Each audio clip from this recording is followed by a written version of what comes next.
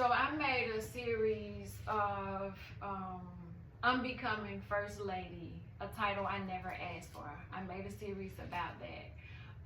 And it happened in 2023, so it was 2 years ago.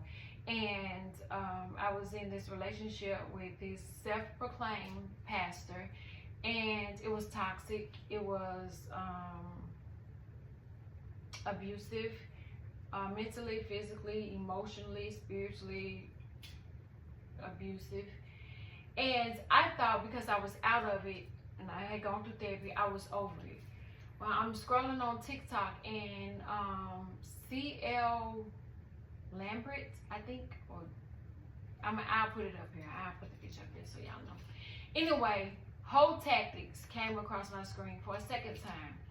And me, I'm like, I don't need that. I ain't no, I'm a lady, right?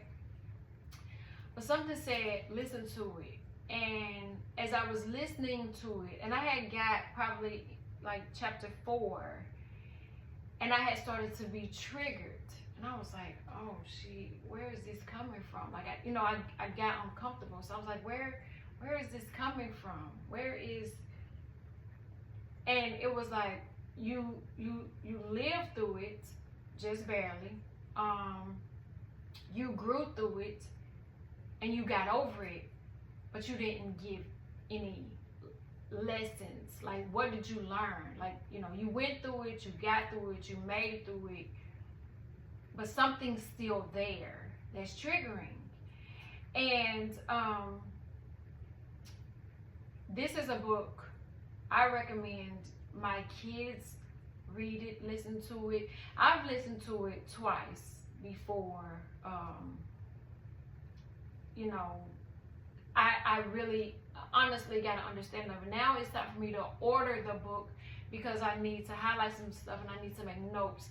The things that he's telling us in there, I lived it with the pastor.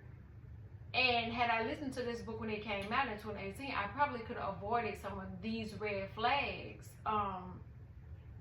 And when you hear Whole Tactics, you think that, oh, he's telling me how to be a hoe. He's actually not telling you that. He's telling you the opposite of that. And he's telling you the way the men are using these tactics.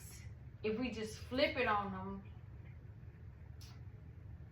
I'm not gonna say life will be easier, but we'll learn a little more lessons because I'm listening to it and he had said something,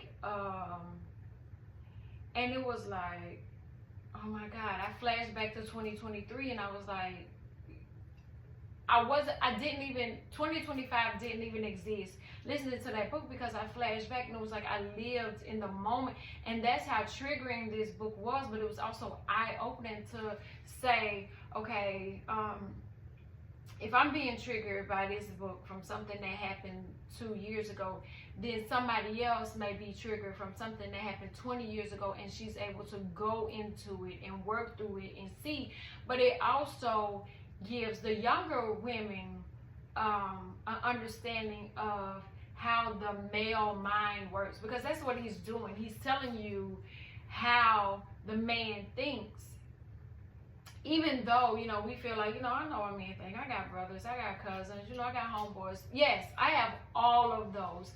And I am really one for asking like a homeboy, like, hey, what you think about this dude and this.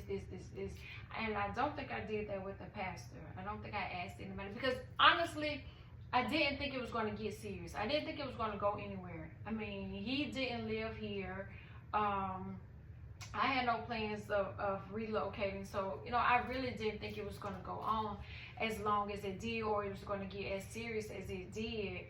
But I went in not with my eyes wide open. I went in skeptical, and I went in saying, well, what's the worst that could happen? And shit, the worst happened. The mistakes that you made. I seen somebody say, you done told this man everything about you. You done told him what the last man didn't do. You told him what you want, what you like. And so now that he's doing those things, or he's playing on your insecurities, or he's playing on your pity or your sympathy, he has the upper hand. You've given him the upper hand. So all throughout the time together, like, he knew that he was the first man that I had dealt with a little seriously since my previous relationship. He knew how long I had been in that relationship. Like, I mean, he knew so much, and he used it all as ammunition. It was like he was tucking it into his, loading up his, and then he would take shots whenever.